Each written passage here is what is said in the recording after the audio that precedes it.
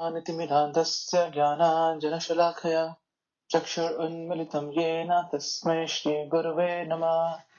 जय श्रीकृष्ण चैतन्य प्रभु नित्यानन्द श्री अद्वैत गदाधर श्रीवासादि गौरभक्तवृन्द। हरे कृष्ण कृष्ण कृष्ण हरे हरे, हरे Ram Ram Ram Hare Hare. Okay, who can tell me why God comes, why Lord Krishna comes? The three reasons Lord comes, takes avatar. What are those? परित्राणाय साधूनाय विनाशाय च दुष्कृतां धर्म संस्थापनाय संभवामि युगे युगे. So what are the three things? Sir, first of all,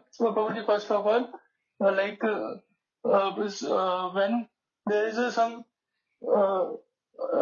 dharma got started disrupting and evils. You just quoted the slok. What is the meaning? Paritranaya sadhuna means साधुओं की रक्षा करने के लिए. yes, perfect. Vinashaya च दुष्कृतां means दुष्टों का विनाश करने के लिए और धर्म की स्थापना के लिए. yes. Okay, Gitanshu Prabhu. So don't mug it. Understand like this. Okay. Paritranaya sadhuna, to save the sadhus. Vinashaya च दुष्कृतां, to kill the miscreants. Dharma sansthapanarthaya, to re-establish the dharma religion. Sambhavami, I come down. Yuge yuge, millennium after millennium. Okay. And yeah, so fine. With that, let's begin. But remember all these things, okay, so that you know these by tattva, by fact. Okay, did we do this one last time?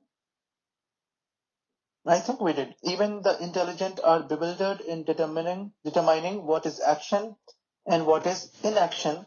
Now I shall explain to you what action is, knowing which you shall be liberated from all misfortune. Anyone remembers? Did we do this? Prabhuji, 4.11 we did only. Till 4.11. Seriously? Yes, Prabhu. Okay. I checked my notes in that till 4.11. Okay. Oh, yes. Ye yatham mam prapadyante. Thank you, Mataji. Ye yatham mam prapadyante tam sathaiva bhajamyaham mam vartamanuvartante manushya partha sarvasha. Very This important. was done, Prabhuji. This was done. Yeah, right.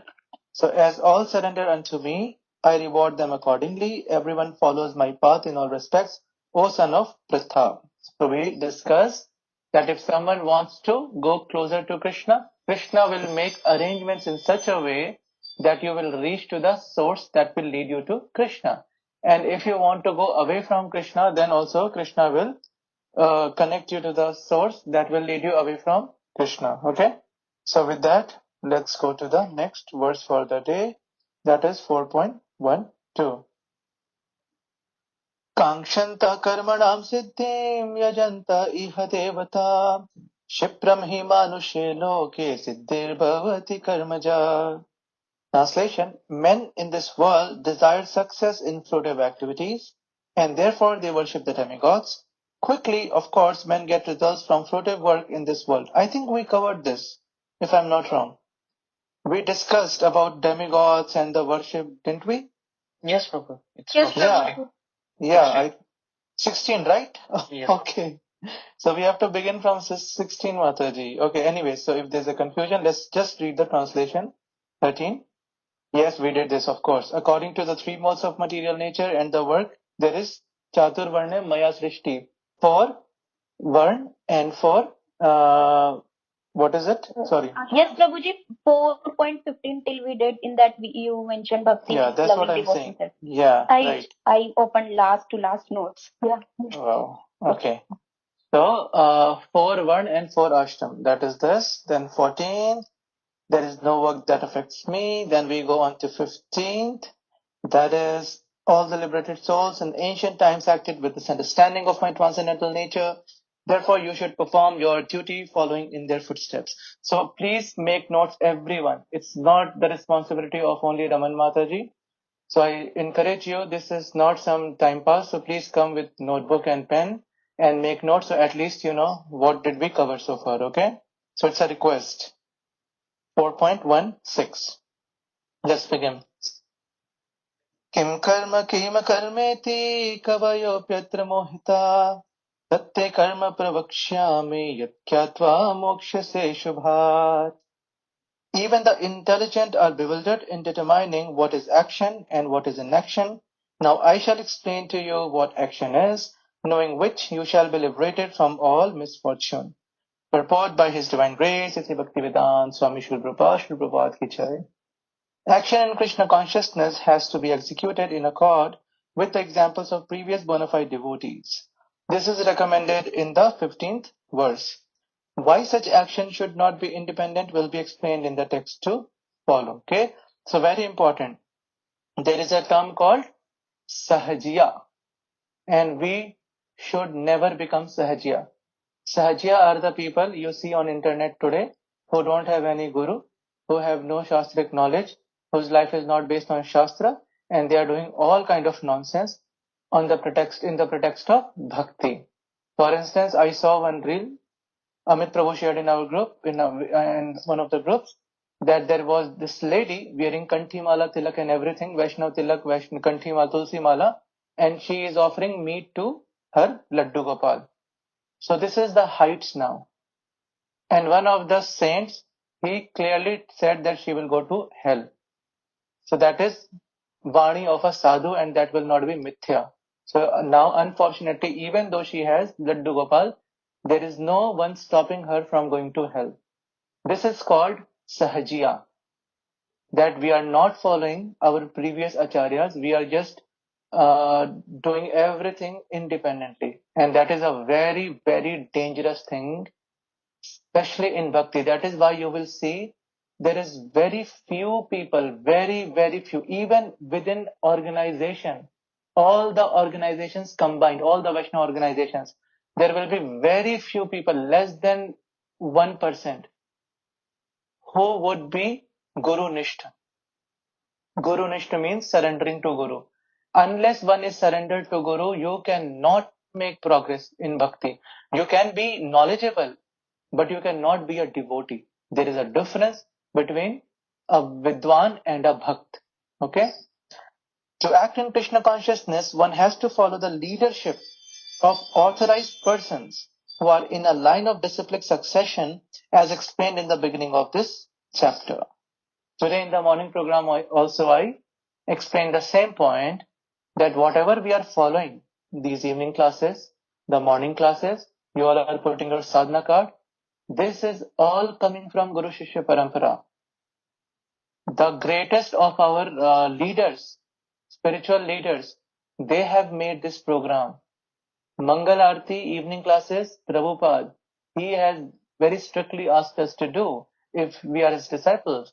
And then the sadhana card has come from Radheshyam Prabhu, as far as I know, that he has designed this and we are sticking to it. And you will see only the people who are following sadhana card, they will progress. You have my words. You will progress if you are filling in your sadhana cards. If you are doing everything but you are not doing this, then it will be a slow progress for you. You will progress, but you will not progress in the pace you are supposed to progress.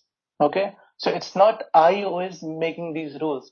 It's the great leaders who are making the rules, and I am just simply following what they have made. And that's what you are doing. So if we follow, we progress because we have their mercy. Krishna is looking at everything.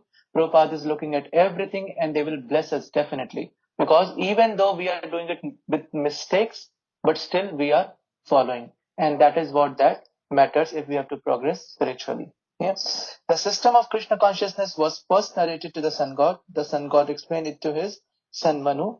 Manu explained it to his son Ikshvaku, and the system is current on this earth from the very remote time. Therefore, one has to follow in the footsteps of previous authorities in the line of disciplic succession. Otherwise, even the most intelligent men will be bewildered regarding the standard actions of Krishna consciousness. For this reason, the Lord decided to instruct Arjun in Krishna consciousness directly. Because of the direct instruction of the Lord to Arjun, anyone who follows in the footsteps of Arjun is certainly not bewildered. It is said that one cannot ascertain the ways of religion simply by imperfect experimental knowledge. Actually, the principles of religion can only be laid down by the Lord Himself. Dharmam tu sakshat bhagavat pranitam. Bhagavatam 6:3-19. No one can manufacture a religious principle by imperfect speculation. One must follow in the footsteps of great authorities like Brahma, Shiv, Narad, Manu, Kumars, Kapil, Prahlad, Bhishma, Shukdev Goswami, Yamraj, Janak Maharaj and Bali Maharaj. These are the 12 Mahajan, the people who are authorities of spiritual knowledge. Because what happens is, today also we see great leaders who don't follow Shastra, and they are very, very prominent actually. They are roaming all around the world in flights, and they are giving lectures, they are giving discourses, and they claim that we have not ever read Vedas. They are just, something is coming to them, they are meditators, and then they just speak, and they have millions of followers actually. And they have millions of followers and so much of what we say, programs, this and that, and meditation and yoga and all these things. But these are not authorized people to be speaking on the subject matter of God. No matter how much knowledge you think they have, that is all word jugglery. That's all that is. Simple word jugglery. I was speaking to someone 2 days back, and they were telling me they are not from India, and I was curious to know how did you come into Krishna consciousness, and how did you come in contact with Prabhupada? And they said that before this, I listened to a few of the people who are very great, and he named a few of them who are very famous now in India and on the internet. They are from India and they are very famous. But then he said that, you know what? It's just that they can attract you for 1 or 2 minutes with their word jugglery. That's it. You will feel, oh, such an intelligent person, looks like a sadhu with beard and everything. But if you listen for 5-10 minutes, then you will get to know it's all blank and empty. There is no philosophy at all. And the reason is their philosophy is not based on the scriptures. Okay? A guru should be someone who is a disciple or a devotee of Ram, Krishna or Hari. This is as per the scriptures. Ram, Krishna or Hari, meaning Vishnu Tattva. They should be a devotee of Vishnu Tattva, and they should give the knowledge in disciplic succession and also as per the Vedas. They will always speak as per the Vedas, never manufacture anything of their own. Okay? Bando mui savadana mate. That is the meaning. By mental speculation, one cannot ascertain what is religion or self-realization. Therefore, out of causeless mercy to his devotees, the Lord explains directly to Arjun what action is and what inaction is. Only action performed in Krishna consciousness can deliver a person from the entanglement of material existence. 17th. Karmano yapi bodhavyam cha karma vikarmana akarmanascha bodhavyam gahana karmano gati. The intricacies of action are very hard to understand. Therefore, one should know properly what action is, what forbidden action is, and what inaction is. So this action or karma is extremely difficult to understand. We never know I am suffering for which of my karma. That only Krishna knows. We can only speculate, but Krishna knows how the karma works. It's very, very subtle and it's very, very intricate. It means complex. Purport: if one is serious about liberation from material bondage, one has to understand the distinctions between action, inaction, and unauthorized actions. One has to apply oneself to such an analysis of action, reaction, and perverted actions because it is a very difficult subject matter. To understand Krishna consciousness and action according to its modes, one has to learn one's relationship with the Supreme. That is, one who has learned perfectly knows that every living entity is an eternal servitor of the Lord, and that consequently one has to act in Krishna consciousness. The entire Bhagavad-gītā is directed toward this conclusion. Any other conclusions against this consciousness and its attendant actions are vikarma, or prohibited actions. To understand all this, one has to associate with authorities in Krishna consciousness and learn the secret from them.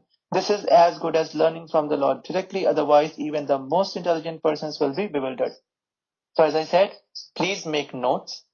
And if you don't have pen or copy, please open a tab in your mobile phone under notes and write this down. There are three kinds of karma. There are three kinds of action. Okay. The first is karma or sakarma. Sakarma or karma means anything that we do good is called sakarma or karma. Then the second is vikarma. Anything that we do bad comes under the category of vikarma. Okay, sakarma, vikarma, and the third one is called akarma. Akarma means an action that will not yield any result, neither positive, neither negative, and this is called bhakti. Okay, if we do anything good like philanthropy work, like coming on the platform of philanthropy or nationality or doing good to the other social work, these are all sakarma. Then doing robbery, doing terrorism, and doing drugs and all those things comes under vikarma. And doing bhakti, it does not give us either positive or negative material result. It only gives us spiritual result, and that is why akarma, or that which does not give any result. Okay, so I will ask you, please make notes and refer to the notes. Okay, because we are doing Chaitanya Charitamrita now, and the basics should be clear at least, because Chaitanya Charitamrita is very high. So I don't want to go and dive too much into all these basic things that is already done in Bhagavad-gītā. Okay, so please remember and keep on revising this. Prabhuji, karma is also nishkam karma. No, don't confuse. Three only. Don't confuse with any other thing. I am telling three words, you just note down three words. Sakarma, vikarma, and akarma. In the question answer round, we will discuss if you have any further questions. Okay? 418. Karmanya karmaya pashed akarmani cha karmaya sabuddhiman manusyeshu sayukta kritsna karmakrit. Translation. One who sees inaction in action and action in inaction is intelligent among men, and he is in the transcendental position, although engaged in all sorts of activities. So heavy statement, right? Let's understand. A person acting in Krishna consciousness is naturally free from the bonds of karma.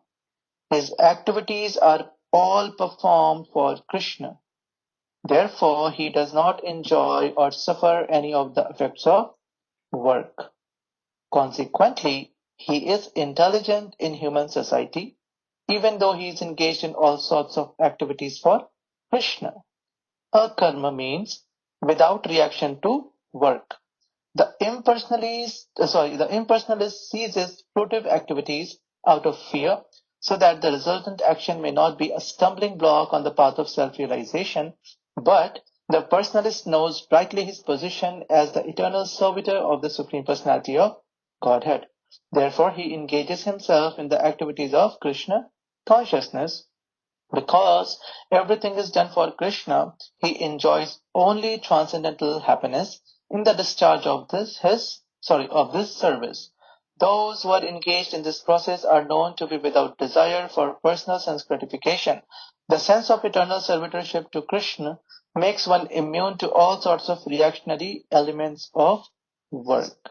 What does this mean? One who sees inaction in action and action in inaction is intelligent among men. Example. You go out and someone goes out and eats in McD, KFC, any restaurant. What's happening?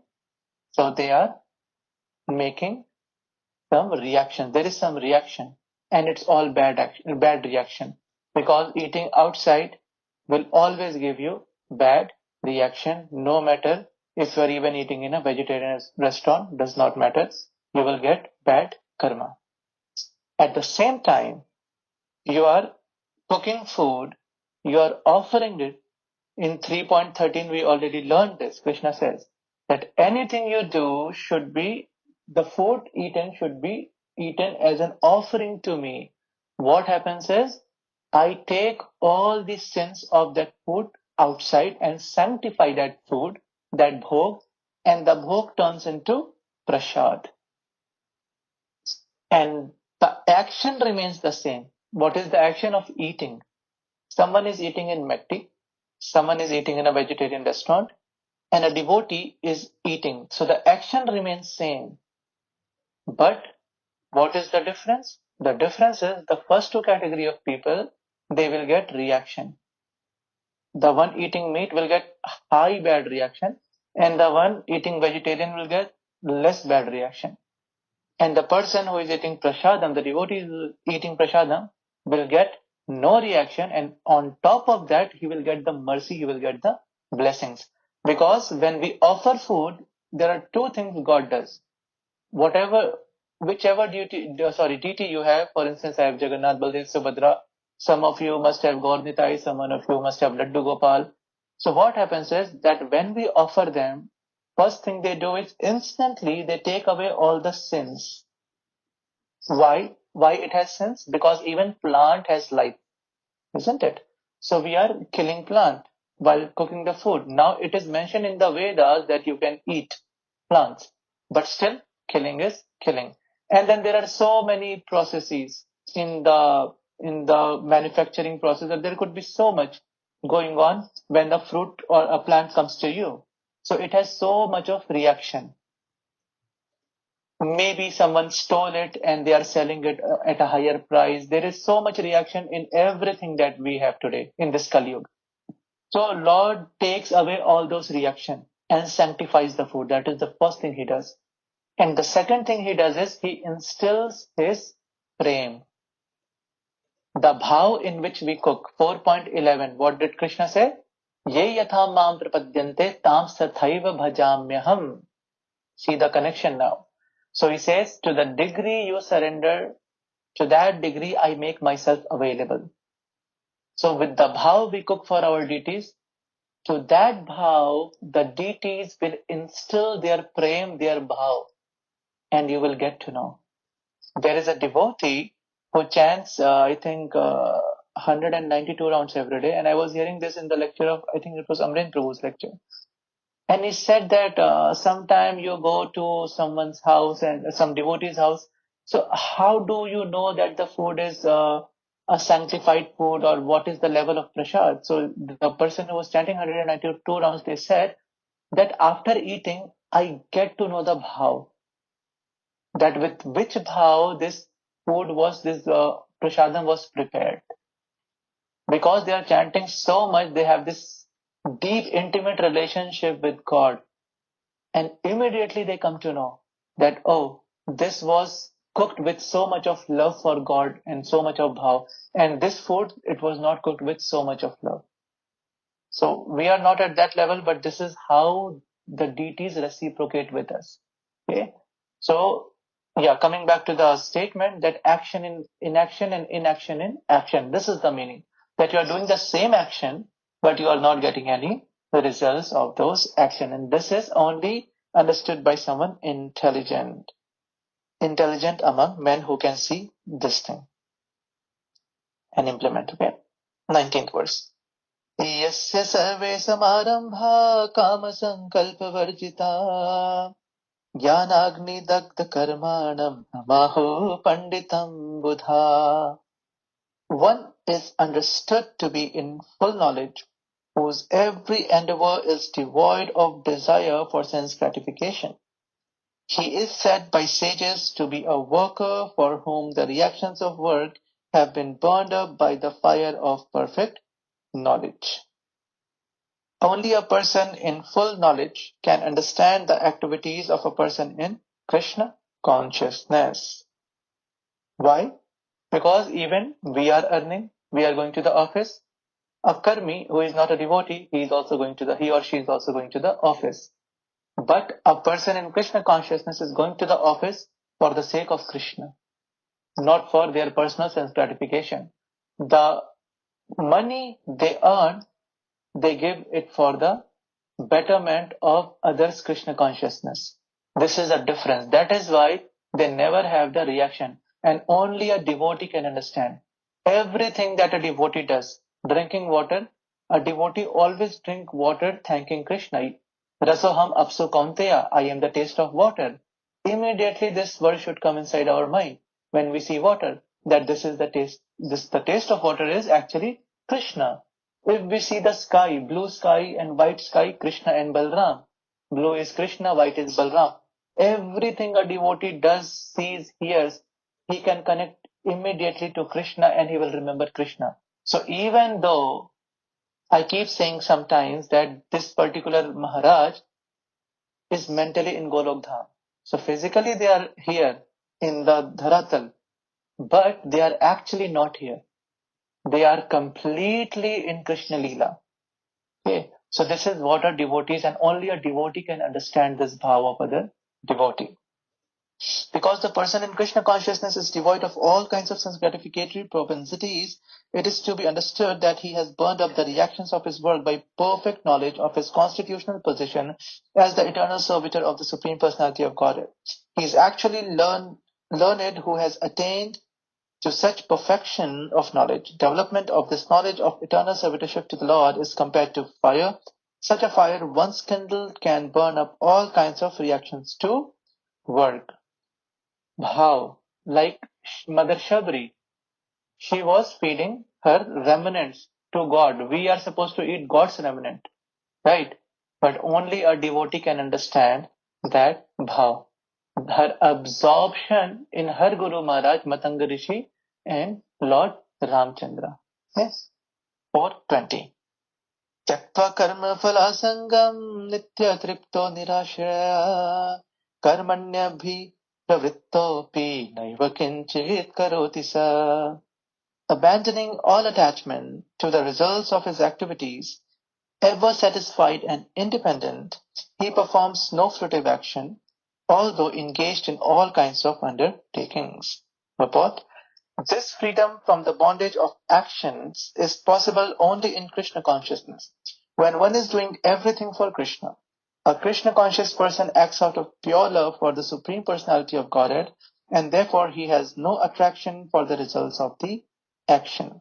He is not even attached to his personal maintenance, for everything is left to Krishna. Nor is he anxious to secure things, nor to protect things already in his possession. He does his duty to the best of his ability and leaves everything to Krishna. This is how we have to work. Karmanyavadikaraste ma phaleshu kadachana. 2.47. You have the right to perform your duty, but you should not be attached to the fruit of your work. Similarly, we have a duty, but we should not be anxious for the result of the maintenance. He is not even attached to his personal maintenance, for everything is left to Krishna. So this is the real understanding. Nor is he anxious to secure things, nor to protect things already in his possession. He does his duty to the best of his ability and leaves everything to Krishna. Such an unattached person is always free from the resultant reactions of good and bad. It is as though he were not doing anything. This is the sign of akarma, or action without fruitive reactions. Any other action, therefore, devoid of Krishna consciousness is binding upon the worker, and that is the real aspect of vikarma as explained herein before. So vikarma means bad. Sakarma or karma means good, and akarma means neutral or bhakti. We have to do bhakti. Okay, 421. Who wants to recite? Please raise your hand and you can do, and Girdhar Prabhu will call out the name. Okay, do we have a hand? I see a hand. Yes, go ahead, Prabhu. निराशीर यात्रा चितात्मा द्वेक्ता सर्व परिग्रह शरीरम केवलम कर्म कुर्वन् न पोति किल विषम. Translation. Such a man of understanding acts with mind and intelligence perfectly controlled, gives up all senses of proprietorship over his possessions, and acts only for the bare necessities of life. Thus working, he is not affected by sinful reactions. Yeah. So this word is very important, bare necessities of life. So unnecessary, we should not endeavor for too much when it comes to material things, okay? And the reason is that Prabhus and Matajis on the call, we have done it before. This is not the first time we are reading Bhagavad-gītā. This is not the first time we are in human form. This is not the first time we are earning money, or we are in a job, or we are doctors, lawyers, actors, singers, or whatever it is. We have done this repeatedly again and again and again and again. Every time we were told the same thing. Don't overwork, don't over endeavor. Our most of the time should be towards self-realization, re-establishing our relationship with Krishna. If you can get your bare bread of the day, and if you have a roof over your head and few clothes, that's enough. Don't go for too much actually, because that will waste one's time, and then you will have no time left for for self-realization. If your job does not allow you to chant 16 rounds, change your job. Because your job is not going to help you in the end of your life. When you will be on your deathbed, your job, your manager, your relatives, your family, no one can save you. No one. Only your Harinam, your Seva, the mercy of God, the Sadhu Sang, the service to the sadhus, that will save you. That is why Adi Shankaracharya said, Bhaj Govindam Mudamate. That you are so old and you are struggling so hard to correct your Sanskrit grammar. This is foolishness, O Mood, O Murk. Bhaj Govindam. Please chant the name of Govinda. Punarati Janamam, Punarati Maranam, Punarati Janani Jatharai Shayanam. Iha sansare bahu dushtare, kripya pare pahi murare. Bhaja Govindam. That again and again, Punarati Janamam, we take birth. Punarati Maranam, we die. Punarati Janani Jatharai Shayanam. Again and again, we are placed inside the womb of a mother. Iha samsare bahu dushtare. This world is full of miseries. Kripya pare pahe murare. O Murari, O killer of the demon Mura, please save me. Sripad Shankaracharya says this. Okay? So, this is understood, right? That a Krishna conscious person does not expect good or bad results in his activities. His mind and intelligence are fully controlled. He knows that because he is part and parcel of the Supreme, the part played by him as a part and parcel of the whole is not his own activity, but is only being done through him by the Supreme. Nimitta matra sabyasachi. Lord Krishna says to Arjun in the end, that you are just an instrument in my hand, O Sabyasachi, O Arjun. That is why fight.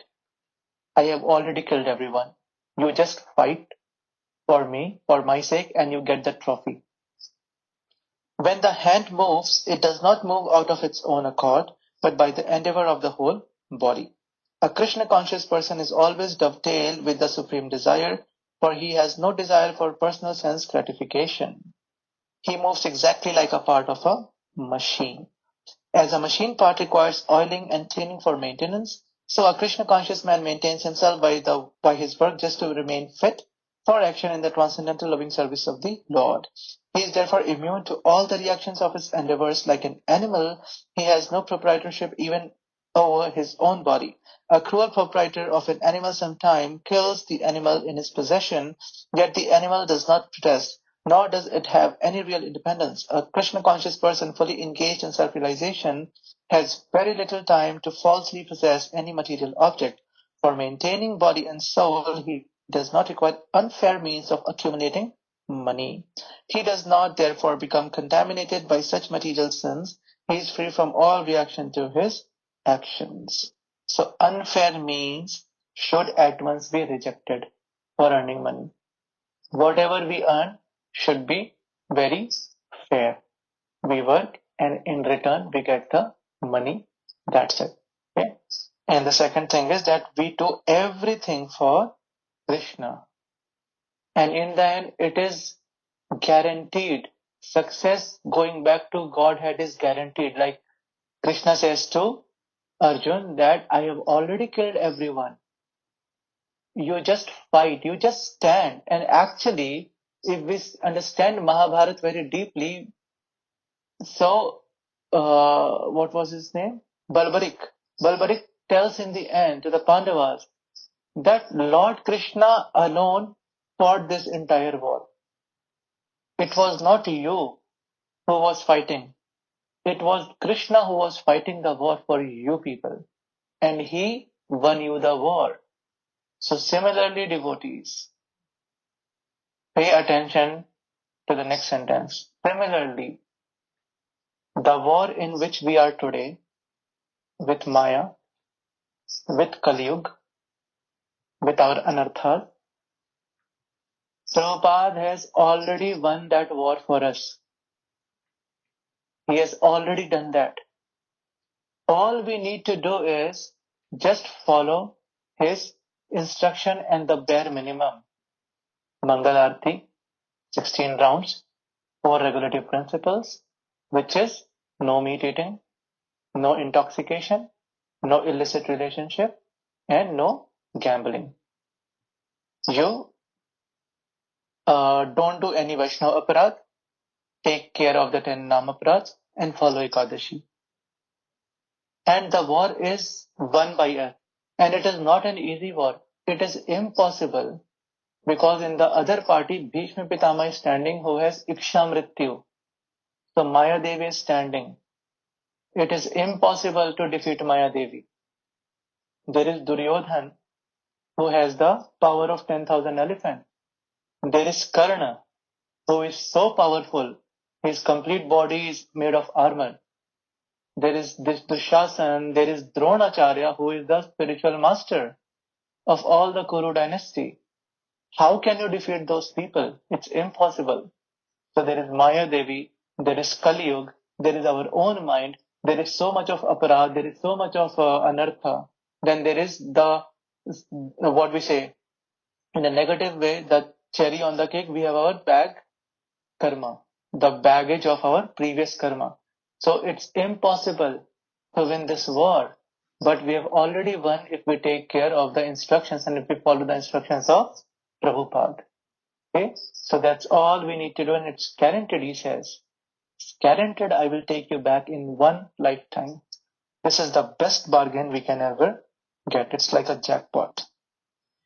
422. Any hands up? Yes, Avan Mataji.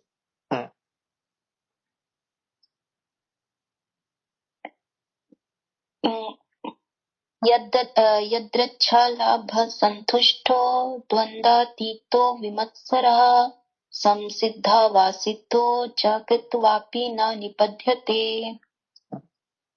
Translation: He who is satisfied with the gain which comes of its own accord, who is free from duality and does not envy, who is steady in both success and failure, is never entangled, although performing actions. A Krishna conscious person does not make much endeavor even to maintain his body. He is satisfied with gains which are obtained for their own accord. He neither begs nor borrows, but he labors honestly as far as in his power and is satisfied with whatever is obtained by his own honest labor. He is therefore independent in his livelihood. He does not allow anyone's service to hamper his own service in Krishna consciousness. However, for the service of the Lord, he can participate in any kind of action without being disturbed by the duality of the material world. The duality of the material world is felt in terms of heat and cold, or misery and happiness. A Krishna conscious person is above duality because he does not hesitate to act in any way for the satisfaction of Krishna. What does this mean? It means that it does not matter if it is hot, summer or winter. If I am happy or I am sad, I will chant my 16 rounds no matter what. I will follow the 4 regulative principles no matter what. I will observe Ekadashi no matter what. So this is the meaning, that the dualities will not disturb a devotee. Okay? Drid Nishchay, completely determined, like a soldier, that I have to fight this war and I have to win this war no matter what. A Krishna conscious person is above duality because he does not hesitate to act in any way for the satisfaction of Krishna. Therefore, he is steady both in success and in failure. These signs are visible when one is fully in transcendental knowledge. Yes, who's going to read next? Next, Subhashmita Mataji.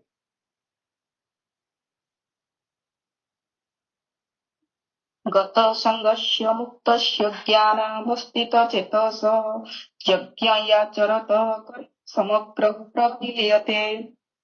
The work of a man who is unattached to the modes of material nature and who is fully situated in this transcendental knowledge merges entirely into transcendence. Being fully Krishna conscious, one is freed from all dualities and thus is free from the contaminations of the material modes. He can become liberated because he knows his constitutional position in relationship with Krishna and thus his mind cannot be drawn from Krishna consciousness. How do we understand that? The relationship of a newborn baby and the mother. Okay? There is love between the two. And that is why the mother does not care if it is freezing cold or if it is really hot. She will take care of the baby no matter what, isn't it? So the duality of heat and cold, the duality of day and night does not matter if the mother is happy or sad. If the child needs food, the mother will feed the child. So these duality does not matter. Why?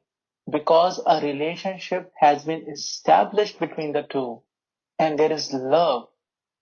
That's all we need to do with Krishna. Simple.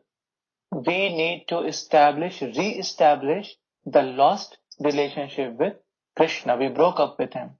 Now we have to get back of getting back together with Krishna. And once the relationship is established, these things will not matter out of the love factor. Okay? Consequently, whatever he does for Krishna, who is the primeval Vishnu. Therefore, all his works are technically sacrifices because sacrifice aims at satisfying the Supreme Person, Vishnu, Krishna. The resultant reactions to all such work certainly merge into transcendence and one does not suffer material effects. Transcendental means to go beyond the three modes of material nature. 24. Who will read this? Abhishek Dividepu. ब्रह्मार्पणम् ब्रह्मावे ब्रह्माग्नो ब्रह्माहुतम् ब्रह्मैवतेन गन्तव्यम् ब्रह्मकर्म समाधिनः. A person who is fully absorbed in Krishna consciousness is sure to attain the spiritual kingdom because of his full contribution to spiritual activity in which the consummation is absolute and that which is offered is of the same spiritual nature. How activities in Krishna consciousness can lead one ultimately to the spiritual goal is described here. There are various activities in Krishna consciousness and all of them will be described in the following verses. But for the present, just the principle of Krishna consciousness is described. A conditioned soul entangled in material contamination is sure to act in the material atmosphere, and yet he has to get out of such an environment. The process by which the conditioned soul can get out of the material atmosphere is Krishna consciousness. For example, a patient who is suffering from a disorder of the bowels due to overindulgence in milk products is cured by another milk product, namely curd or yogurt.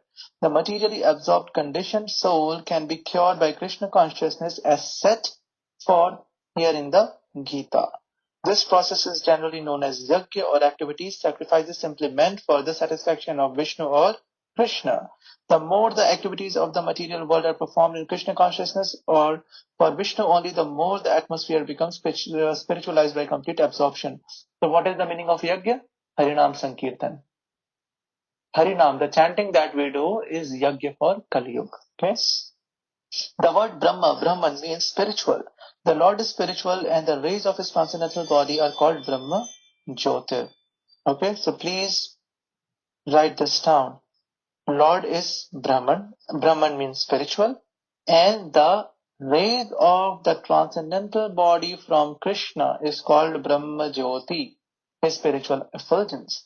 Everything that exists is situated in that Brahma Jyotir. But when the Jyotir is covered by illusion, Maya or sense gratification, it is called material. The material veil can be removed at once by Krishna consciousness. Thus, the offering for the sake of Krishna consciousness, the consuming agent of such an offering or contribution, the process of consumption, the contributor and the result are all combined together, Brahman or the absolute truth. The absolute truth covered by Maya is called matter. Matter dovetailed for the cause of the absolute truth regains its spiritual quality. Krishna consciousness is the process of converting the illusory consciousness into Brahman or the Supreme. When the mind is fully absorbed in Krishna consciousness, it is said to be in Samadhi or trance. Anything done in such transcendental consciousness is called yajna or sacrifice for the absolute. In that condition of spiritual consciousness, the contributor, the contribution, the consumption, the performer or leader of the performance, and the result or ultimate gain, everything becomes one in the absolute, the supreme Brahman. That is the method of Krishna consciousness. What does this mean? That from the toenail of Lord, there is a very bright effulgence. So when Lord Krishna will be about to show his Divya Virat Roop, actually Arjun will not be able to see, and that is why Krishna will give him the divine eyes. Because Lord's real form is like millions and millions and trillions of sun shining together. Today, you and I, we cannot look at one sun. We cannot directly look at sun. Like, if we look at sun 2-3 seconds and we'll have to turn our eyes away. Isn't it? It's so effulgent. So just imagine if there are millions of suns shining together. We will go blind, we will die actually. And that is the effulgence called as Brahma Jyotir. Okay? And beyond that is this material world where we are. So anyone who focuses on the formless God goes inside Brahma Jyotir, but after some time they fall back again into this material world. And when the pure consciousness, the soul, is covered with Maya, then they come to this material world. This is what is being explained, but we will try to explain or understand this better in the coming chapters. Okay? Next verse. Any hands raised? Myself. Yes, Prabhu, go ahead. देवमेवापरे यज्ञं योगिना पर्युपासते ब्रह्माग्नौ अपरे यज्ञं यज्ञेनैवोपजुह्वति. Translation. Some yogis perfectly worship the demigods by offering different sacrifices to them, and some offer sacrifices in the fire of the Supreme Brahman. As described above, a person engaged in discharging duties in Krishna consciousness is also called a perfect yogi or a first-class mystic. But there are others also who perform similar sacrifices in the worship of demigods, and still others who sacrifice to the Supreme Brahman or the impersonal feature of the Supreme Lord. So understand these are three different things, okay? The first one is a devotee, a bhakt. Okay? The second one, so a bhakt can also be called a yogi or a first-class mystic who is worshipping the Archa Vigraha, Laddu Gopal or Radha Krishna deities or Gaur Nitai Jagannath deities. So they can also be called as mystic yogi or a yogi. The second is those who do sacrifice yajna for Devi and Devata. They are also yogis. And the third type of yogi is a Mayavadi who worships in the impersonal feature. So understand that these are three different things being spoken about. So there are different kinds of sacrifices in terms of different categories. Such different categories of sacrifice by different types of performers only superficially demark varieties of sacrifice. Actually, sacrifice means to satisfy the Supreme Lord Vishnu, who is also known as Yajna. All the different varieties of sacrifice can be placed within two primary divisions, namely sacrifice of worldly possessions and sacrifice in pursuit of transcendental knowledge. Those who are in Krishna consciousness sacrifice all material possessions for the satisfaction of the Supreme Lord, while others who want some temporary material happiness sacrifice their material possessions to satisfy demigods such as Indra, the sun god, etc. And others who are impersonalists sacrifice their identity by merging into the existence of impersonal Brahman. Okay? So three. First is who does sacrifice for Vishnu, the first class yogi. The second is who wants something material and then they do sacrifice unto the demigods. And the third is who wants to merge, who wants to become Vishnu, one with Lord. They are the Mayavadis. The demigods are powerful living entities appointed by the Supreme Lord for the maintenance and supervision of all material functions like the heating, watering, and lighting of the universe. Those who are interested in material benefits worship the demigods by various sacrifices according to the Vedic rituals.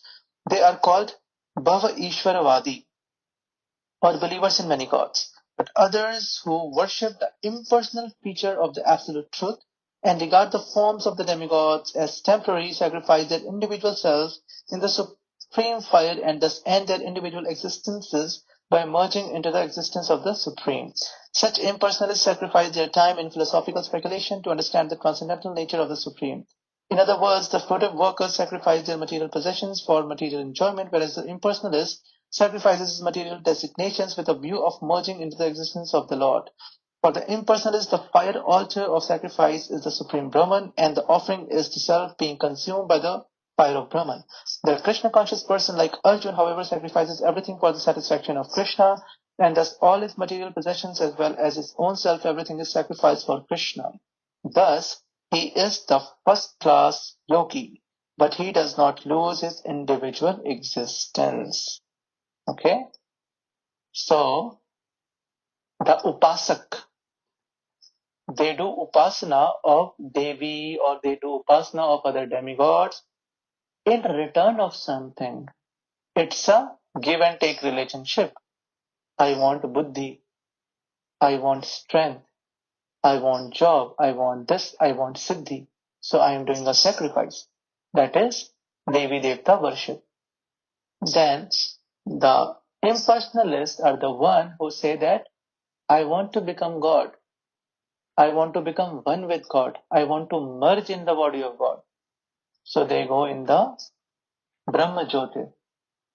And the top class is the one who does sacrifice for Lord Krishna or Lord Vishnu, but they don't want anything in return. It's pure out of love.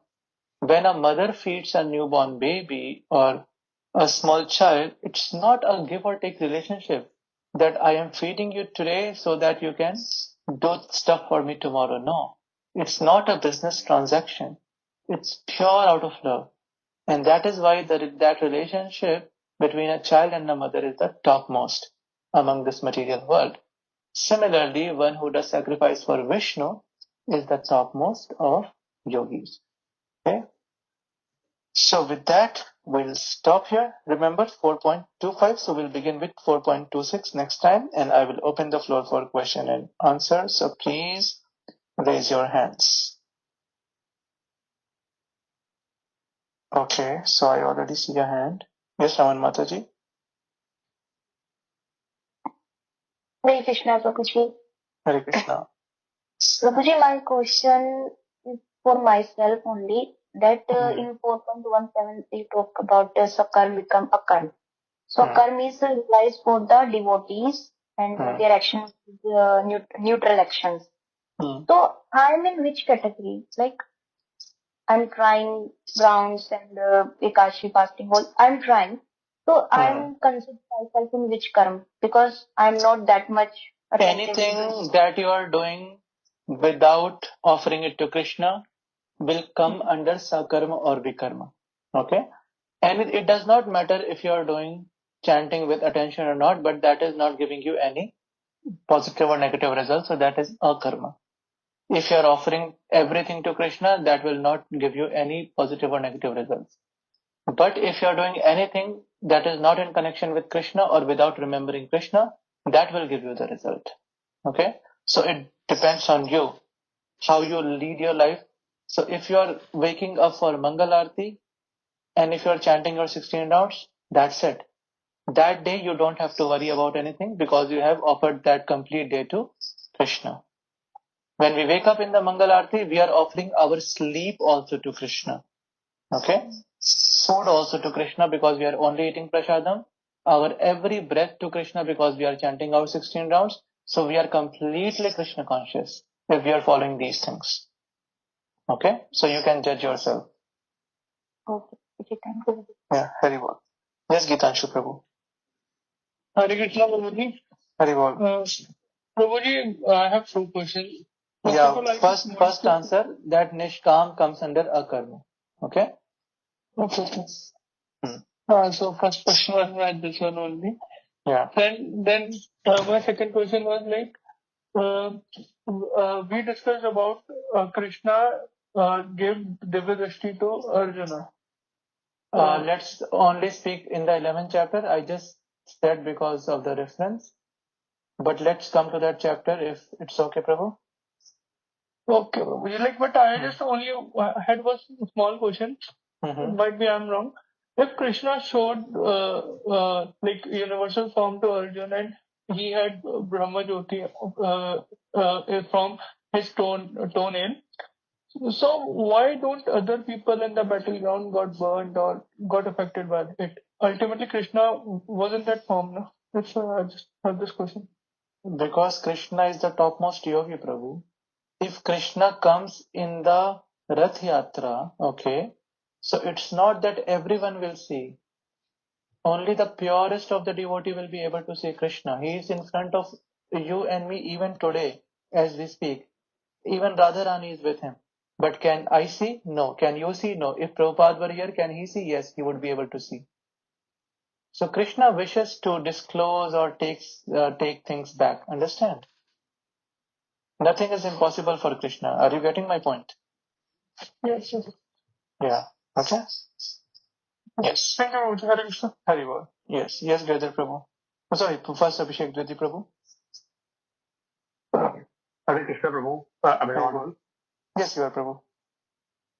Prabhu, my question, I have two questions. One question is related to the bona fide Mahajans that you mentioned during the lecture. And you also took the name of Vishwadev. And but we know from the story of Mahabharata that he did fall many times during his lifetime. For example, He did what? Duryodhana. Okay, yeah. He Yeah. fell down from the position of Dharma. No, he never fell down actually. So we discussed this so many times. Maybe you didn't understand. Bhishma Dev only fought this war from the sides of Kauravas for the sake of Krishna. Bhishma Dev never fought for the Kauravas. Bhishma Dev fought for Krishna actually. Two reasons. First reason is the whole Mahabharata war took place only because Bhishma Dev was standing with the Kauravas. If he would have said, I stand with the Pandavas, there was no question of this war. Krishna wanted this war. Yada yada hi dharmasya glanir bhavati bharata. So Krishna wanted this war. Bhishma Dev understood Krishna's mood that he wants this war. And for that sake, he took the negative side. That is the mark of a pure devotee. First thing. Second thing, Krishna wanted Viryaras. Viryaras means that he wanted someone, Arjun, to be glorified because if Arjun will kill someone who is not as powerful, then Arjun will not be glorified. But he stood against Bhishma Pitama, and that is glorious, isn't it? So he wanted to glorify his devotee by this Viryaras. And that is right. So this is what?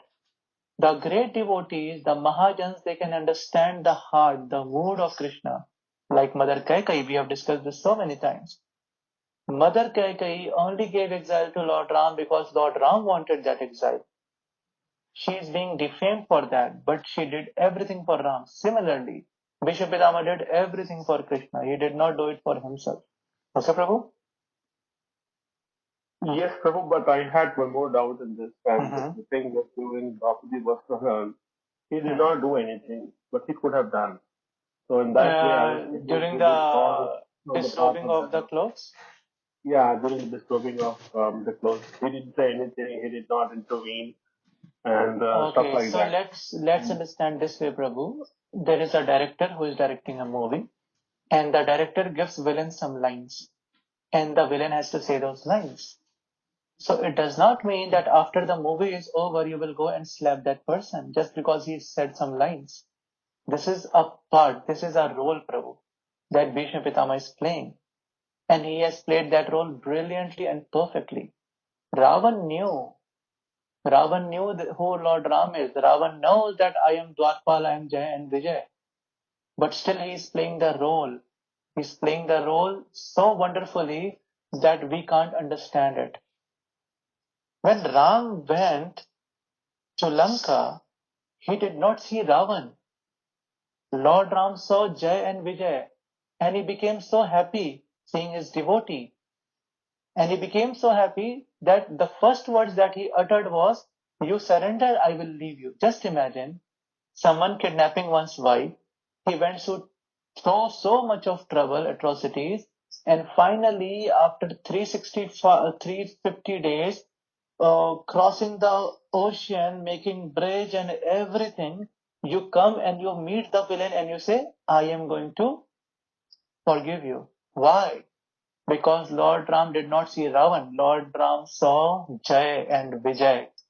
And then immediately he had to invoke anger personification, that I am doing Leela, so please come upon me so that I will fight with this person. Right? So they are all playing parts, Prabhu. For us, it is difficult to understand, but if you turn on the hat of a devotee, you will be able to understand that he did not say, because that will spoil the character, that will spoil the Leela of Lord Krishna. Just imagine, Prabhu, you think that if Krishna would have gone as a Shanti Doot, you think anyone in the three world will be able to disobey Krishna without his mercy? Simple logic, isn't it? The person from whom all the logic is coming and from whom everything is coming, if that person is going to Duryodhana and saying, "Don't fight," do you think Duryodhana has the capacity of disobeying Krishna? Do you think Lord Ram's arrow is not going to kill Ravan? But it is all Leela. Lord Ram can just desire that Ravan be dead and Ravan will be dead. Desire, sitting in Ayodhya. He does not have to cross all the way to Lanka to kill Ravan.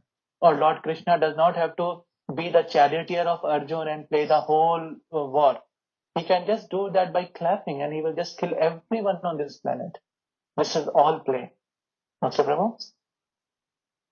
Understand, bro. The question which I was simply going to ask with these context was that in those Mahajans, when Yudhishthira Maharaj and Vidur Maharaj, their name was not taken, were they also playing the role or they did fall? Yeah. For example, Yudhishthira did fall. What do you mean by Yudhishthira Maharaj fall? I mean, he played the game of dice, eventually lost because. That is not a fall, Prabhu. In the previous, so understand, Prabhu, that every country, every kal has a particular, what we say, significance or importance. Okay? For instance, the cowboys, they have their own style. If you go to a particular village, they have their own culture. Okay? So similarly, in that yug, in Dwapar Yug, if someone challenged someone, a Kshatriya challenged Kshatriya, so the other person did not have an option to back down. Okay? They did not have an option to back down. But why did this happen to Yudhishthir Maharaj? Is a backstory. A backstory where Yamraj got cursed by Mandavya Muni. So Yudhishthir Maharaj, Vidur and Valmik, these three are all Yamraj combined together. They are Mahajan actually. And he was cursed by Mandavya Muni. It's a story when Mandavya Muni was meditating and there were thieves who entered inside his cottage and they were found later and the king asked who hid them. So they said that they were hiding in the cottage of Mandavya Muni, and then Mandavya Muni, he was hanged to death. And then he became angry after his death. He goes to Yamraj and he says that the king is in ignorance, but you are Yamraj. You should have known that I was in meditation and it was not my fault. So Yamraj flipped the pages and he said that, you know what, when you were 8 years old, you had pierced one ant with one blade of grass. And as a result, you had to die today. So then Mandavya Muni cursed. He said, don't you know that someone at the age of 8 does not have intelligence and they should not be punished? So I curse you that you will also face the same atrocities as a king, as a maidservant, and as the son of a maidservant, and as a chandal. So Yamraj becomes Yudhishthir as a king, Vidur as the son of maidservant, and Valmik as a chandal, as a dog eater. Okay, so there's a backstory to that, Prabhu. But again, these are all Mahajan. It does not mean that the Mahajans won't fall, but even if they fall, that will be just a part of Leela. For instance, Lord Shiv. Lord Shiv can never fall, right? But still we see that sometimes he gives blessings to some of the demons, and in turn the demons come on to kill Lord Shiva. Or we see the Mohini Murti pastime, where he ran behind Mohini Murti, Lord Vishnu, in front of his wife. That is not a fall down. This is all part of Leela. Okay? Understand, Prabhu. Hare Krishna. Haribol. Yes, Giridhar Prabhu. Hare Krishna, Abhay. Hare So, Krishna. Prabhuji, in the lecture we read that, so that there is a veil over Supreme Brahman. When there is a veil of Maya, then that becomes matter. So, can we say that the biggest illusion is we thinking that there is no God? Means, can we say like that? Means thinking that we are God is not present. That is the biggest illusion. Yes. So, no, you can't say the biggest, but yeah, that is one of the illusions. The biggest is thinking you are God. Okay, that's Mayavad. But yeah, then there are people like God, there was this novel, God is dead, or God is a woman, and there are so much of notion in the society because people have no understanding about God and they don't want to know God, right? So this is also one of the illusions, Prabhu. Yes, right. Yeah. But I mean, see, even the demons, they knew about Lord Vishnu. They knew that Lord Vishnu is God. And that is why they wanted to occupy the place of Lord Vishnu, called Samam Bonam. Okay? So they all wanted that post of Samam Bonam. And that is why even the demons knew that there is God. So no one can deny the existence of God. It's the people who are even worse than the demons of the present age in Kali Yuga. That's why this notion. But if you go through the pages of the scriptures, there was never this debate whether there is a God or not. They knew there is a God. It was just whether he is having form or if he is formless. That was the only debate. Yes. Okay, yes, Vedas Prabhu. Prabhu, Jagannath Ashtakam and Achyutam Keshwaram is written by Adi Shankaracharya. So Yes. how their followers still think that like he's Mayavadi? Like, I'm confused. Yeah, exactly. Yeah. So actually, there was this mission of Sripada Adi Shankaracharya. And the mission, as we see from the Padma Puran, and I think we have discussed so many times, is that he came to bifurcate the devotees and the non-devotees. Okay? Because Chaitanya Mahaprabhu had to come and Chaitanya Mahaprabhu had to take the complete devotees back to Dham. So that is why he had been given the task of making that team. And then he comes and he gives the philosophy saying that you are God. And because we are envious of Krishna by default in this material world, so we believed in that philosophy that we are God, the Mayavad philosophy. But while going, actually, he gave this knowledge of Bhaja Govinda. This is one of the great poem of Adi Shankaracharya, Bhaja Govinda. And yes, even Jagannath Ashtakam and even Jagannath Puri is taken care by Shankaracharyas only, even today.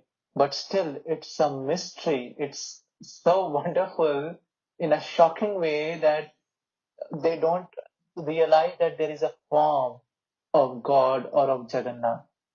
So I was speaking with one of the senior devotees in ISKCON Jew, and they told me that, Prabhu, you know what? Today there is not a single person in the Shankar lineage who is following Adi Shankaracharya 100%. Not a single person. So this is what I'm just repeating his words, because he is definitely in the system more than me, and he knows the Shastras very, very deeply and nicely. So he told me this thing, that Prabhu, there is no one actually who follows Shankaracharya's. There is no pure follower of Shankaracharya today. So if there were, they would have come to the understanding that Govind is a person. For instance, Sridhar Swami.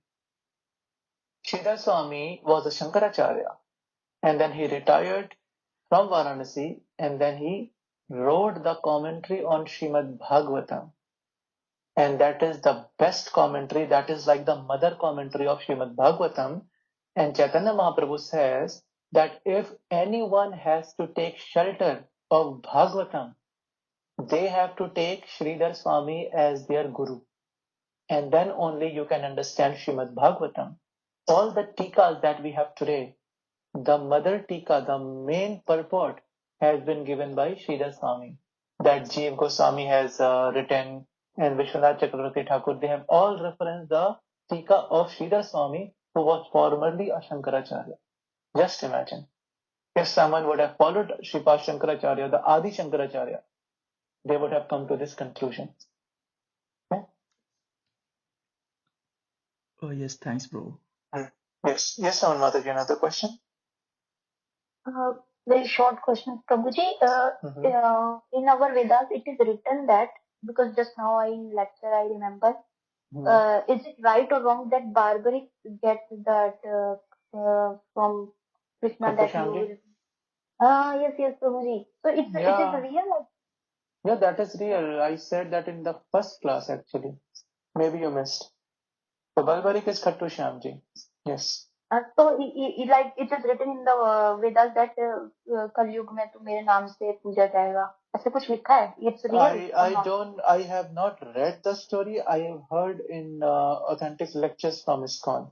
So just on the, hearing those lectures, I am just repeating that I don't know about that मेरे नाम से पूजा जाएगा or not, but I just know that he asked for a boon, and then later he was known as Khattu Shyamji in Kali Yuga. Yeah. Okay. Because in north side is like trend, whatever I say, trend or like. Yeah, I know. There are so many followers. Yeah, I know. There are many followers. Yeah. So in my society also is like that. In India, people they have a Laddu Gopal, but they are going to Khatu Sham, and they ask me, will you go to the Khatu Sham? If I'm saying that I don't believe. So in that scenario, how to preach that kind of a crowd? Like when more is there. So you have to just take them to the pages of Bhagavad-gītā, Mataji, that we follow the scriptures, okay? And there is nothing wrong in going and asking for Krishna prem from Khatu Shyamji. There is nothing wrong, but yeah, I know the general trend is that I think they say Hare Ko Sahara or something like that. So Hare Ko Sahara. So it's mostly that you are seeking something material, and that is not the purpose of human life. You have been Brahma, you have been Indra, all of us have been Brahma, all of us have been Indra. So what else do we need? We don't need crores or millions of dollars, we don't need mansion, we don't need anything. We have already done that for millions of lifetimes. When is it that we are going to realize? So first we have to save ourselves, Mataji. First we have to become very pakka in our philosophy and our sadhana. And then when we do that, so what happens is that the others will be, without even us speaking, they will be motivated by our nature. Because the super soul connects. So if you have to preach someone, you have to perfect your sadhana first. Okay? And then slowly, once you know how to speak through the scriptures, you can let them know. But you are never, hurt someone's faith. Okay? It's not good to hurt someone's faith unless they are doing something wrong. If they are doing nonsense on the name of some demigod or any figure, then yes, we must very strictly tell them that this is not as per scripture. For instance, giving meat to Laddu Gopal, absolutely rubbish, nonsense. So very, in strong words, we have to condemn it, that you have to go to hell for this. Or if you do anything, for instance, someone there was a millionaire in India, and I don't know where he was from, and then he came to Guru Maharaj and he said that, Maharaj, I have this hotel, I have this and that. So Maharaj asked that, do you serve meat? He said, yes, Maharaj, what to do? Papi pet ka sawal hai. We have to serve meat, we have to serve beef, and we have to serve this and that. So Maharaj very strictly said, you are going to hell. So there is no sweet coating for such people. If you are doing something wrong and you are declaring it so shamelessly, then you are going to hell, right? But yeah, other than that, for instance, many people, they follow Sai Baba, which is at all not authorized. He is not from scriptures, and I'm not going to get into whether that is propaganda of Muslim versus Hindu or whatever that is, but he is not authorized at all. He is not God. He is no one, actually, no one. But still people are crazy for Sai Baba. For such people, so it's not that we should go and hurt their sentiments. Okay, fine, you have faith, you have made a person, a human, as God, and you are worshipping that person. It's fine, but yeah, if you start doing wrong on that name, then we have to be strictly saying them that no, that is wrong. And when someone comes in the chanting and slowly understanding scriptures, they will get to know that personalities like these are never mentioned in the Shastras, and it's not good actually to worship such personalities, because even Amitabh Bachchan has his temple and he has an idol, and people go and worship Amitabh Bachchan. How crazy that is. Same happened with Sai Baba. After 50 years, Amitabh Bachchan will become like Sai Baba, and everyone will go and take darshan of Amitabh Bachchan. There will be line and everything, and then they will feel some sort of energy. But this is all, what can we say? This is Kali Yuga. This is real face of Kali Yuga. But yeah, as if you have to preach, that is why I say, because now I am facing this, that preaching is not at all easy. It's very difficult.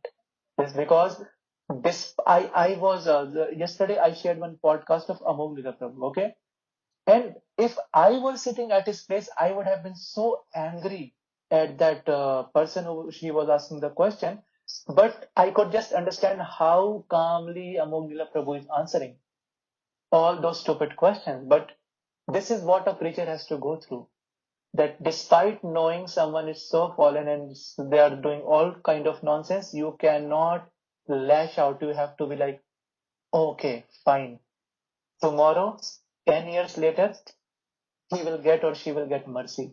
So today, let them do what they are doing. For instance, people having pets, there are so many things actually that is not as per Shastra. Indradev has said clearly, anyone who pets a dog, their door for heaven is forever closed. So if you cannot go to heaven, how can you go above heaven? Right? But if this is said out in public, you think what's going to happen? They will ban, they will kill the speaker. Once actually, in one of the center in Delhi, there was a brahmachari and he was giving lecture, and he said the same thing about Sai Baba, that he is not authorized. And there was some, I think, Haryanvi or someone, he took out a revolver in the lecture. I will kill you. No, I think that was either this topic or the topic that Lord Shiva is a demigod or something like that. That Lord Shiva is demigod. And immediately he pulled out a revolver.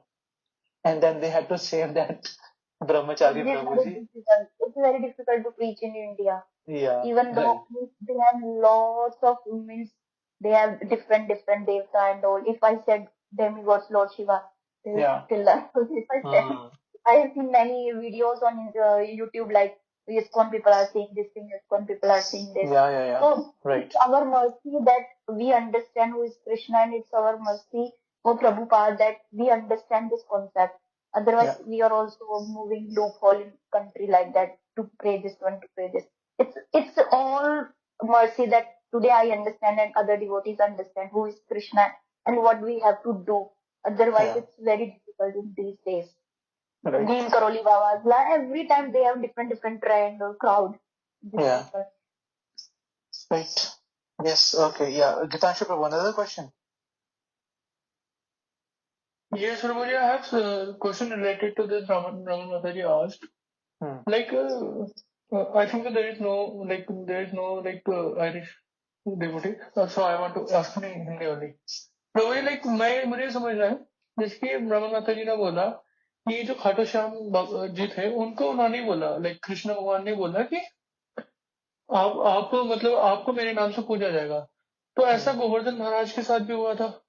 तो like मैं अपना बताता हूँ कि मैं जब गोवर्धन महाराज की बात आती है तो मेरे लिए एक अलग भाव होता है, बट वहीं पे अगर खाटू श्याम जी का होता है तो वो कहीं ना कहीं मुझे लगता है कि क्या मतलब ठीक है, बट लेकिन फिर मेरे दिमाग में आता है कि लाइक कि भगवान कृष्ण ने तो उनको ये बोला था कि तुम मेरे नाम से पूज जाओगे, मेरे जैसे ही पूजे जाओगे, तो मतलब भाव गलत है कैसा है? लाइक नहीं, गोवर्धन महाराज ऐसा समझिए, नहीं समझिए इस चीज को, जैसा गुरु होता है वैसा शिष्य होता है। जितनी ज्यादा शरणागति हमारी गुरुदेव में होगी उतना ज्यादा गुरु के और साधु के गुण हमारे अंदर आएंगे। ठीक है, फॉर इंस्टेंस मैंने भी देखा है मेरे जीवन का कि ऐसे बहुत हैं, जैसे गौर निताई पे मेरा उतना दृढ़ विश्वास नहीं था आज से कुछ साल पहले, और मुझे लगता था कि गौर निताई पे क्यों नहीं है मेरा विश्वास, होना चाहिए, क्योंकि जब तक आप महाप्रभु नित्यानंद प्रभु को समर्पित नहीं करोगे खुद को, तब तक आप ब्रज की लीलाएं नहीं समझ सकते हो। और मेरे अंदर बहुत था ये चीज। फिर मैंने देखा, गुरु महाराज के लेक्चर सुने, और सेम विद प्रभुपाद उतना फेथ नहीं था मेरा, मैं खुल के बताता हूँ। लेकिन जब मैंने मेरी दीक्षा हुई और फिर मैंने प्रे किया मन से ही गुरु महाराज से कि ऐसा है नहीं है, तब अपने आप मैंने परिवर्तन देखा, अपने आप मैंने देखा चीज। तो आप देखोगे कि जितने हम गौड़ीय वैष्णव हैं, ठीक है, हम लोग का जो रुझान होगा ना, जो बहुत जन्मों जन्मांतर से करते आ रहे हैं, उन सबका एक ही रुझान होगा, हम सब राधा रानी ही बोलेंगे, हम कुछ और नहीं बोलेंगे। ठीक है, हम कृष्ण ही बोलेंगे। जैसे आप जाओगे, कुछ लोग बोलेंगे कन्हैया बोलेंगे, कुछ लोग भगवान श्री कृष्ण बोलेंगे, कुछ लोग कुछ बोलेंगे, लेकिन हम लोग तो आप देखोगे बाय डिफॉल्ट ऐसा हो जाएगा ना कि आप एक ही लैंग्वेज बोलोगे। और अभी आप शुरुआत करते हो, आप 2-3 साल बाद देखना आप प्रभुपाद की लैंग्वेज बोलने लगोगे। जैसे प्रभुपाद ने बोला ना, आप एग्जैक्टली वो, आपको पता भी नहीं चलेगा कि ये कब हुआ आपके साथ, कि आप एग्जैक्टली वही लाइन बोल रहे हो, आपके मुंह से वही वाक्य निकल रहे हैं। ये सब गुरु कृपा होती है। सो द फैक्ट कि हमारा ज्यादा रुझान गोवर्धन जी की तरफ है, it all comes from Prabhupada, क्योंकि प्रभुपाद जो है वो ब्रज भाव में है, ठीक है, एंड गोवर्धन जी जो है वो ब्रज धाम में है। दैट इज वाई हमारा जो रुझान है वो ब्रज धाम का है। हमारा रुझान राधा रानी की तरफ है, हमारा रुझान ललिता सखी विशाखा सखी की तरफ है, हमारा रुझान मीराबाई की तरफ नहीं है। वो भी तो ब्रज धाम की है ना, पर क्यों नहीं है रुझान? क्योंकि हमारे आचार्य ने जिन पर रुझान जिन पर है, हम बस उनको आश्रित जब हो जाते हैं तो उनके गुण हमारे में ट्रांसफर हो जाते हैं। ठीक है, तभी आप देखोगे कि हम जगन्नाथ जी से बड़ा प्यार करते हैं। नरसिम्हा देव, आप बाहर कहीं भी चले जाओ, नरसिम्हा देव से उतना प्रेम नहीं करते हैं, लेकिन प्रभुपाद ने बोला है कि मेरे जो शिष्य होंगे ना, वो नरसिम्हा देव तो बहुत लगाव होगा मेरे शिष्यों का, और नरसिम्हा देव को भी उन पे बहुत अनुकंपा होगी। एंड आप देखो बाय डिफॉल्ट जो भी इस्कॉन में आता है वो सबसे पहले नरसिम्हा आरती ही सीखेगा, और वो सबसे ज्यादा उसको नियरनेस, एक क्लोजनेस लगेगा नरसिम्हा भगवान से, शेल्टर, एक प्रोटेक्शन मिलता है नरसिम्हा भगवान से। क्यों? क्योंकि हमारे गुरु प्रभुपाद ने हमें आशीर्वाद दिया है ऐसा। ठीक है, प्रभु जी बात तो सही कह रहे हो आप। बात तो मैं सही कहता हूँ, मतलब बात सॉरी, लाइक मतलब हाँ, जो आपने बात बोली ना, ये नरसिंह भगवान को मैंने शायद कभी पहले बस होली की स्टोरी सुनते थे, लेकिन जब स्कॉन में आया तो थोड़ा बहुत कनेक्शन मेरा बना है। अच्छा, मतलब थोड़ा हाँ, वो बिल्कुल सही है। राइट, समझ गई आपकी बात। यस वेदस प्रभु। तो प्रभु वो डॉग का क्या बोला, फिर से बोल सकते हो? डॉग का शास्त्रों में ऐसा लिखा है, in the scriptures it is said, lord Indra says to Yudhishthira Maharaj, because we know the story of Mahabharata, that after the war was over, Yudhishthir Maharaj with the brothers and Panchali, they were all going to heaven, and there was a dog who followed, and everyone fell to hell, and the dog along with Yudhishthir Maharaj reaches till the gate of heaven, and then Indra stops the dog. Yudhishthir Maharaj pleads. He says that please let the dog in. Indra says no. The doors for dogs and the dog owners are forever closed of heaven. These are from the scriptures. Okay? So it's simple. Yes, Prabhu, thanks. Very good. Okay, any other question? Vedanshu Prabhu, do you have another question? No, Prabhuji. Thank you. Okay, yes, Abhishek Dedi Prabhu. Prabhu, my question is related to the recent comment that you made that the doors of heaven are closed forever. Indra Dev made, I'm just repeating his words. Yeah, I'm just saying it. But Yeah. I'm sure that Yudhishthira Maharaj would be knowing this before. When This he is said just that a pastime, as I keep on saying. See, as per Bhagavatam Prabhu, as per Bhagavatam, this did not happen, this story of going to heaven. Okay? For instance, if you turn to the pages of Bhagavatam, Parikshit Maharaj, he heard the Bhagavatam from Shukdev Goswami, and at the end, Takshak bites and he goes back to Godhead. As per the Mahabharata version, this does not happen. As per Mahabharata, Parikshit Maharaj, after being cursed, he goes underwater, he builds a glass house, and he meditates there for 7 days. Okay? So similarly, what happens is that Mahabharata is for the people to teach. It's for the, as per the scriptures, it's for the lower and the less intelligent class to teach them. For instance, those who have come to the platform of Bhagavatam, उनको बताने की जरूरत नहीं है about pets and dogs. They know from the story of Jad Bharat, how dangerous is it to pet someone. Because Jad Bharat, just before quitting his body, got attached to the deer. And then he had to waste 3 lives. And then after 3 lives, he realized the blunder that he had made. And then he goes back to Godhead. So anyone who has come to the platform of Bhagavatam, उनको ये समझाने की जरूरत ही नहीं है that you should not have pets. For instance, in Quran it is written, Prabhuji, that one should not sleep with his mother or sister. Okay? तो उससे मानसिकता पता चलती है कि कहां से शुरुआत करनी है आपको उनको प्रीचिंग की. बट जो भगवत गीता पढ़ रहा है प्रभु जी, you don't have to teach them this thing, right? It is understood कि ये बताने की जरूरत नहीं. So the consciousness differs. ठीक है? तो उसी तरीके से युधिष्ठिर महाराज को तो पता है, बट जो महाभारत पढ़ रहे हैं उनको नहीं पता है ना. वो तो बगल में कुत्ता लेके वृंदावन जाके सब कुछ करते हैं, वहां पे रील्स बना रहे हैं, वहां पे अंडा खा रहे हैं, चाय पी रहे हैं, क्योंकि उनको पता नहीं है, उनको अभी स्तर नहीं है वहां पर. तो अगर युधिष्ठिर महाराज ये लीला नहीं करेंगे तो उनको कैसे पता चलेगा कि कुत्ते मत पालो तुम. Understood Prabhu? Understand, Prabhu. Yes, Hare Krishna. Yes, Ankuta Prabhu, do you want to say something? Yes, I do. Yes, Prabhu. I meant to ask you after the lecture the last time. Now Krishna says that abandon all forms of all varieties of religion and follow him, and that he will look after and have no fear. Yeah. But Prabhupada says that even if you follow demigods, it is the beginning of coming to Krishna in the long, taking a long route.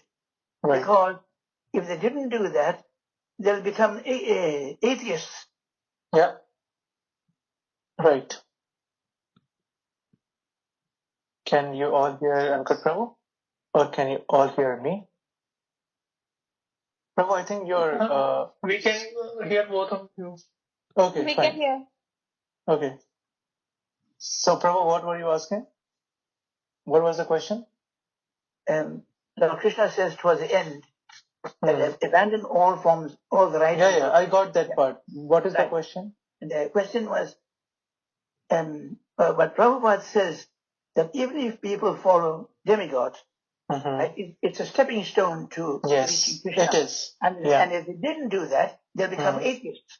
Yeah. It's better to follow something than nothing, and nothing means they'll become atheists. Yes. That is true. We read that in, I think, the 3rd chapter in one of the purports. Yes. Where Prabhupada mentions that one who has come to the platform of Krishna consciousness, for them, there is no ritual that needs to be performed. It means that they have already gotten the result of all the rituals. But one who does not have faith in Lord Vishnu yet, so he said it is recommended that they worship demigods. Prabhupada says this, that one who has not come to the platform of Krishna consciousness, they should worship demigods, they should gather all the sukritis, they should get the mercy of the demigod and advance to the stage of Krishna consciousness. Exactly, yeah, exactly. Yeah. People don't understand this. Yeah. And the second question was regarding Ekadashi. Ekadashi, yeah. Yeah. What if somebody is on medication? Yeah. And they cannot follow it rigidly or strictly, and they will have to partake yeah, so I will give you the answer. There is an exception for Ekadashi, for medicines. If you are to take medicine, you can take Ekadashi Prasadam and medicine along with that. There is no harm. That's right. That's what I want to know. Yeah. And you have crossed the age, Prabhu. You will not incur any sin now. Yeah. Before 12 and after 80, there is no sins. That does not give you the license to do sinful things, but I'm just giving you a heads up. I was going to mention that at the lecture, at the end of the lecture, that I was going to ask you the question. But yeah. I didn't. Yeah. So I told you the story of Mandavya Muni and Yamraj, how Yamraj got cursed. I know that. Yeah. So he said, don't you know that before the age of 12 and after the age of 80, there is no sin or there is no karma? Yeah. And that is when he cursed Yamraj. Yeah. That you made a mistake. Yeah. Piercing the ant. With a thorn. Blade of grass. Yeah. I know the story. Yeah. Right. So yes, congratulations, Prabhu. Thank you. Okay. Yeah. So one request. I'm sorry. A lot of people missed the lecture. I wish they were there. Somewhere. The Sunday, your Sunday lecture, right? Yeah. I'm sorry. I can share the link and they can watch online. All right. Yeah. Okay. Yeah. Sorry, Prabhuji, for missing your lecture. I really actually, Prabhuji is right. Then I thought that most of you would come. Honestly, I don't say much, but it's not good that you don't come to support your own people. If you want, then who would? Yeah. Right? So whenever someone among the group, for instance, even when Girdhar Prabhu gave the lecture, I remember very few of you came. And that was not very good. I didn't like that. Yeah, I agree. You should always come and support because no one is going to support us. Trust me. Yeah. People won't support us. If you don't support, then there is no support. So at least you should support. Whatever it is, it's just matter of 2-3 hours. You can put your work aside. It's just one day. It's not like every day, right? Exactly. Once you can come. Yeah, exactly. Yeah. But anyways, fine. Yeah. For next time, please keep that in mind. And the second thing, that if you are adding anyone to the group, please make sure that they at least attend one lecture and then let them decide if they want to continue. Because I see people joining the group and they don't come for even a single lecture. So what's the point of joining the group then? I don't want number. I am not here to show someone that I am reaching out to thousands of people. I want 10 good devotees. That's all. Who is following everything. Okay? I agree. Yeah, so please, it's a request that whoever are the admins, I will post in the group that if you are the admins and if someone is joining via you, or if I have given you the responsibility, for instance, Girdhar Prabhu, I think he left, but yeah, if you are taking care of few devotees, so please make sure that they come to the lecture, because I'm seeing that people are not coming for no reason actually, because they don't have any motivation. And if we do this, then we won't, I'm really thankful for the people who are constantly coming, because this is a mercy. And this is the only good thing I did actually when I started. So I was not very good in my sadhana, but one thing I did was I sat in the lectures, all the lectures. Because this is the first thing, Shravanam. This is the topmost. Unless you hear, you will not get the mercy. So it all begins with hearing. So please come for the lectures and make others come for the lecture. You are 15 of you who attend the lecture. If you just bring 1 people each, then it will be 30, isn't it? Yeah, that's right. So, yeah, just try to do that, and slowly we can reach out to more people, and you will also get the mercy if you reach out to more people. I mean, this is free course. You don't need to pay. You don't have to buy the books. You don't have to do anything. Just you have to sit and listen. And I think this will be the best 1 hour of your life. I mean, as per me. Yeah. So yeah, request to all of you. I will also post in the group. Fine. Yeah. If anyone has any. Yes, thank you, Prabhuji. Thank you. Thank you very much. Yeah. Okay, fine. So, Hare Krishna, tomorrow Chandramauli Maharaj is coming to the temple, so there won't be any lecture. Then, of course, it's a weekend, you'll be busy. Next week, we'll try to get the 2 lectures in. Okay? Hare Krishna. Thanks for joining. Hare Krishna. Thank you. Hare Bol.